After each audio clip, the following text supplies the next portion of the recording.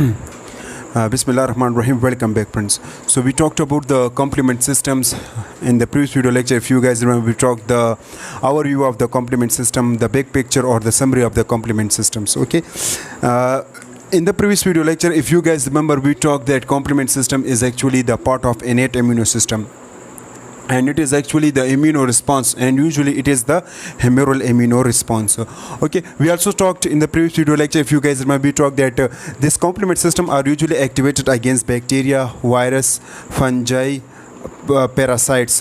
Okay, and we also talked that in this complement system there are different kinds of proteins usually activated, and the proteins are C1, C2, C3, C4, 5, 6, 7, 8, 9.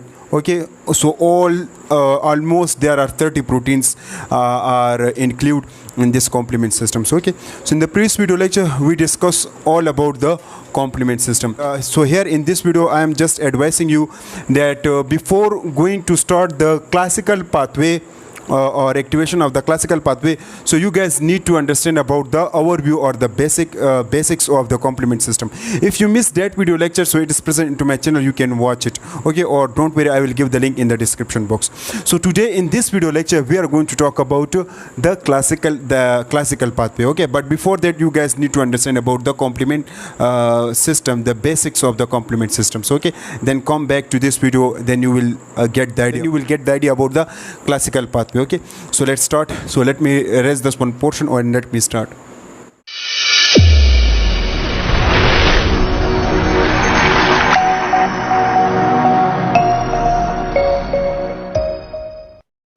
So let me write.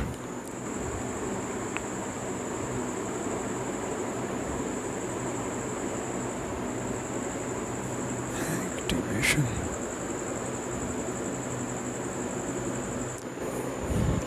Now this classical pathway, there are different steps of the classical pathway. So first of all, let me write the steps of the classical pathway, and after that we will explain each of the step one by one. So in the first steps named, we call it antigen antibody complex. Antigen antibody complex. Now in the second step we have activation of one protein activation, C1 protein activation.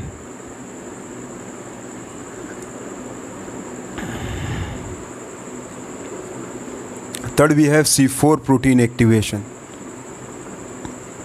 Fourth steps we have C2 activation. We have C2 activation.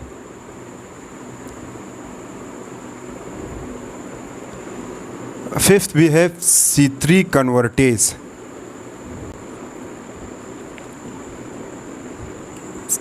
And sixth we have C5 convertase, and finally 7 we have formation of MAC, or we call that lysis or laytic pathway. Now this MAC stand for membrane attack complex. Okay, now let's explain each of the steps one by one in a detail with the help of diagrams. Okay, so for the activation of the classical pathway, let's say we have a bacterial cell. So let's say this is a bacterial cell. Okay, now this area is the cell membrane. Okay, so let's say this is a bacterial cell. So let me explain this first step. So in this first steps, they says that in the first steps we have a complex formed, which we usually call the antigen antibody complex. Now how this complex is formed? On the surface of the bacterial cell there are the antigen present, as you are watching, as I draw with the blue marker. So let's say these are the antigen. Now due to this antigen, the antibody are usually circulating around this bacterial cell. Now after some time, once the antibody find this antigen which is present on the bacterial cell, then they are attached. So usually in activation of the classical pathway, there are the antibody which we need, we call that IgG antibody. So let me draw. So this is the IgG antibody. So IgG antibody are attached on the surface of the bacterial cells. Okay, so here is also the IgG antibody attached. So on the whole bacterial surface the IgG antibody are attached. Now the bacterial cell is coated with the IgG antibody. Okay, so this make a complex which we usually call it antigen antibody complex, because this blue one representing the antigen and this black one representing the antibody, and this is usually IgG antibody. Now once the antigen and antibody complex are formed, so then they activate, so then the second steps are happen, and we call that C1 protein activation. So after that the C1 proteins are activated. So the C1 proteins once activated, so this C1 proteins, let me draw here, let me draw at that area. So this is the C1 proteins. Okay, this C1 protein, if you guys remember, we talked that it consists of three subunits. One is Q, R and S. C1Q, C1R, C1S. So these proteins attach to the Fc portion of the antibody. So let me draw. So let me draw with this red marker. So let's say this is the Fc portion of the antibody, and here are the C1 proteins are attached. So this one area is Q and this one area is R and S. Now with this complex, with this antigen antibody and C1 complex, there is calcium ions are also present. So let me draw with the green marker. So let's say these green dots represents the calcium ions. Calcium ions. Now this calcium ions can activate and facilitate this R and S subunit of this C1 proteins. Moreover, this calcium ions act as a esterase activity, and this calcium ions can also activate this R and S subunit of the C1 proteins. Okay. In this C1 proteins, the S subunit are usually responsible and they act as a hydrolysis. They can hydrolyze this C4 proteins. Okay, now after the C1 protein activation, we have the third step. So after that the third steps are happen, and in this third steps the C4 proteins are activated. So let's say this is the C4 proteins. C4. So all of you better know, if you guys remember in the previous video lecture, we talked that C4 proteins have two subunits. One is large subunit and the other is small subunit. Now the large subunit is B and the small subunit is A. This protein, this protein transfer to that specific area and touches this C1S subunit or this C1S subunit. Now after that, once they touch that area, so then this C4 protein are hydrolyzed. They break down into two fragments, small and large fragment. Now in this case, this small fragments are released out. So this small fragments is released out, but this large subunits attached to this bacterial surface. So there are the large subunits. So let's say this is the large subunit of C4b proteins, and the small subunits are released out. It's usually released out to the tissue area of the body. Now after that, once C4 proteins are activated, then due to this way they activate another protein which we usually call that C2 proteins. Okay, so once the C2 proteins are activated, so let's say this is what after that C2 proteins are activated. So again C2 proteins have two subunits. So let me draw, but in this case the small subunit is A and the large subunit is B. Okay, so sorry, in C4 we have the small subunit we have A and the large subunit we have B. Sorry guys. And in this C2 protein we have the large subunit A and the small subunit we have B.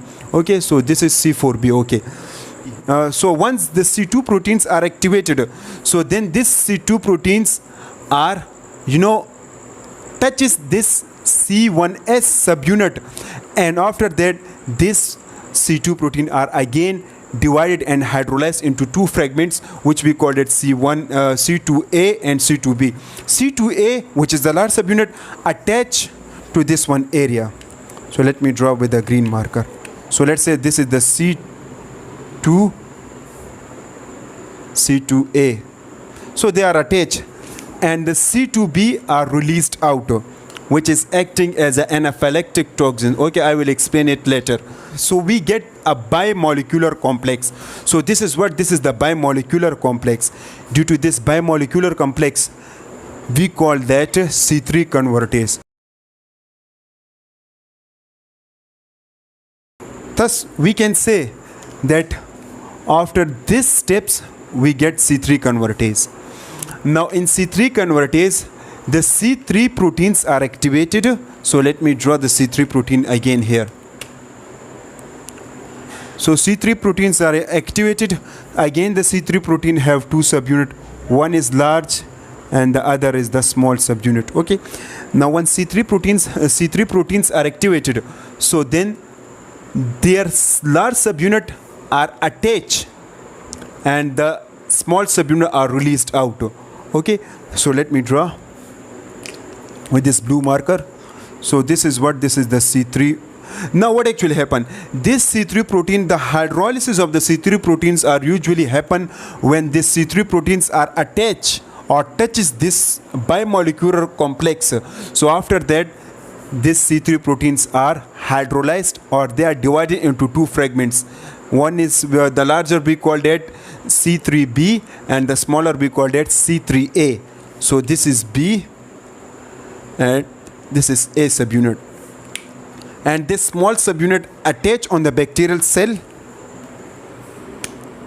So this is, let's say, is what this is the C3B. So this small subunit, this large subunit of C3 attach, which we call it C3B, and the small subunit are released out, which we call it C3A.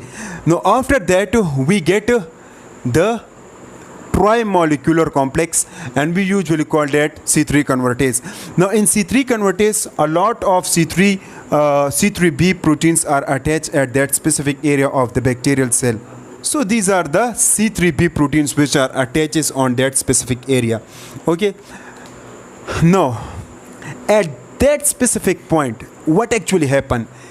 This C3A, as I told you, this C3A, they will activate mast cell and basophil. Now mast cell and basophils have granules, and these granules contain histamine.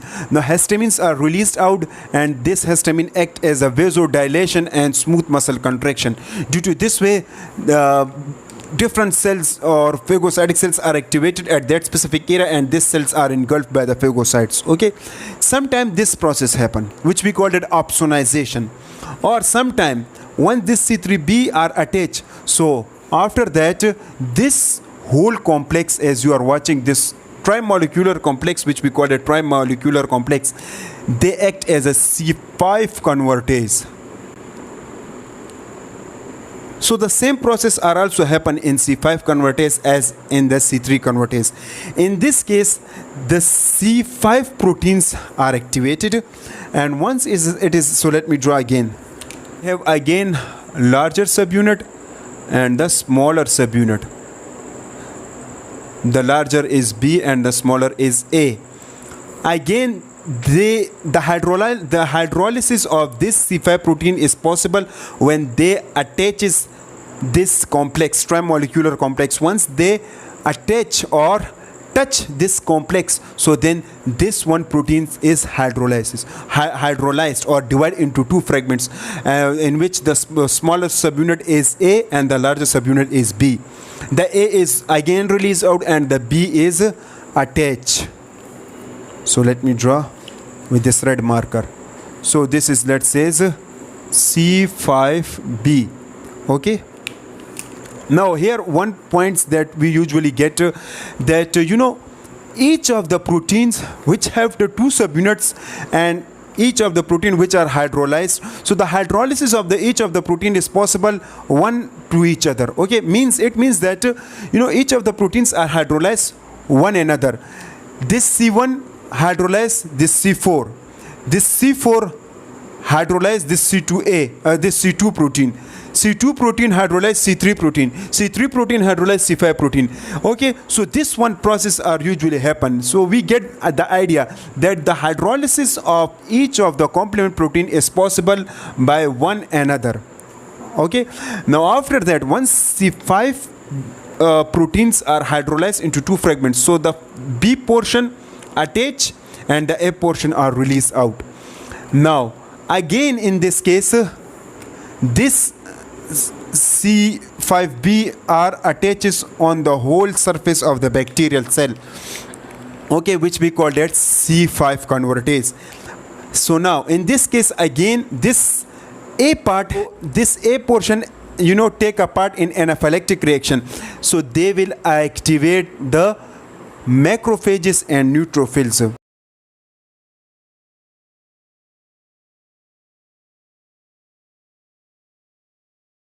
So once the macrophages or neutrophils are activated, so then these cells are engulfed by each of the phagocytic cells.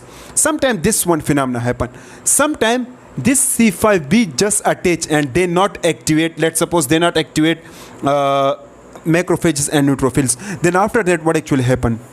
Now the one thing that I forget, this C5b protein is not attached. Okay, the attachment is not possible. This C5b protein is just circulating around the bacteria. So the attachment is possible when this C5b proteins is usually attached with the help of some other protein. We have C6, we have C7, and similarly we have C8.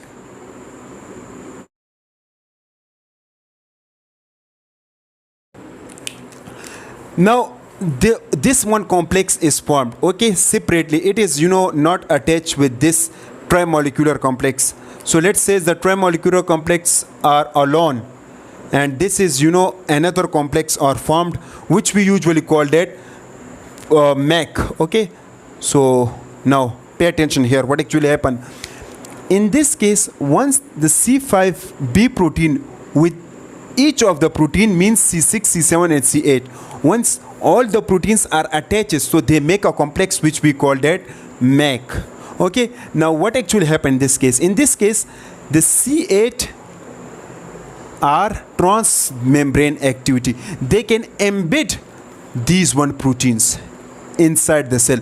So the half portion of each protein means the half portion of C5b, C6, C7 and C8 are internalized to this bacterial cell, and after that another protein is activated which we call that C9 protein. So in this case C9 protein is activated and they can make a channel or a hole, or we can say a pore. So this is the C9 proteins.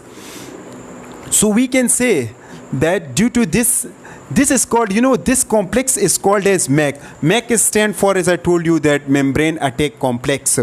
So membrane attack complex means the whole, after that the whole is formed. So due to this whole lysis or lactic pathway, we also call that lactic pathway. Now why? Because the cell is lysed. Now how the cell is lysed?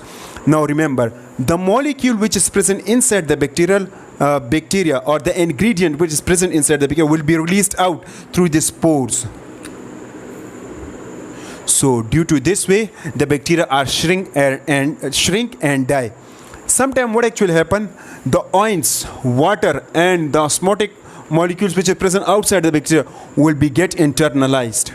So let's say these are the ions and water molecules and osmotic molecules. A lot of things are present.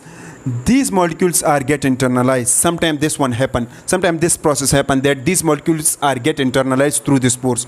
So due to this way, the cells are swell up and finally it bursts and die. The bacterial cell are die. Okay, so sometimes this one phenomena are happen. So I only draw the complement protein at that specific area, but such complement protein are not present only at that area. Each of the complement proteins are present at any area of the bacteria. Okay, so at all area of the bacteria the same proteins are present, and we can say that many holes are created on the bacterial surface. So due to these holes, we can say that electrolyte imbalance, osmotic imbalance, water molecules imbalance, and the cell we can say the cell imbalance are happen, and due to this way the bacterial cell are die. So this is called, membrane attack pathway. Now here one questions are arise in our mind, that how these antibodies are activated. As I told you that each antibody are actually the adaptive immunity part. Okay, this antibody once are produced, so this is actually the adaptive immunity part, and this antibody are usually secreted by a cell which we usually call it plasma cells. So let me draw here. So this is the plasma cells, and all of you better know plasma cells are the antibody factory, or they can produce the antibody. So in this case, this plasma cell produce the IgG antibody, which are usually take a part in the classical pathway. And how these plasma cells are formed? These plasma cells are usually formed by the B cells. So let's say this is the B cell. So these B cells having their own receptors, which we call a B cell receptor. So due to this way, these B cells are activated and mature into the plasma cell, and this plasma cell then release IgG antibody. Okay, now again the questions are arise in our mind, how this B cells is activated. This B cell is activated when the T cells recognize this bacterial cell. So when the T cell recognize it, they activate the B cell. The B cells are converted into plasma cell. Plasma cells secrete the antibody attached to that specific area, and then the rest of the process are going on. Okay, so that's in a sense about the classical pathway. Okay, now in the next video lecture we are going to explain the alternative pathway. So the alternative pathway is the same as the classical pathway, but there is a little bit differences. Okay, will be inshallah explain in the next video lecture. So I hope you understand about this video lecture. If there is any problems, or if although this is very complicated and complex process, but I hope you understand. But if still you not understand, so try to watch this video 2 or 3 times, then inshallah you will get the idea about the classical pathway. But if still you have any kind of questions or problems in your mind, you can write it into a comment. Inshallah I will give you answer as soon as possible. If you like this video, so make sure to hit the like button, share this video, and also subscribe the channel, and stay tuned, because in the next video lecture we are going to talk about the alternative pathway, which is a little bit similar to this classical pathway. Okay, thank you so much for watching this one video.